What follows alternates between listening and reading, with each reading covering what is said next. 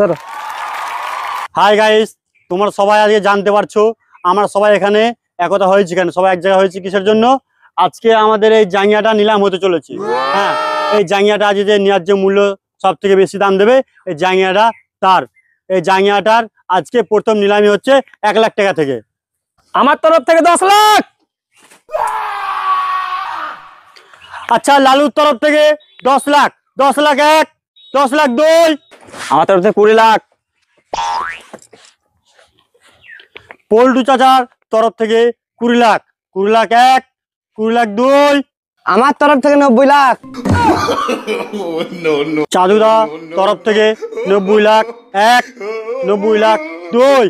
আমার তরফ থেকে 50 কোটি।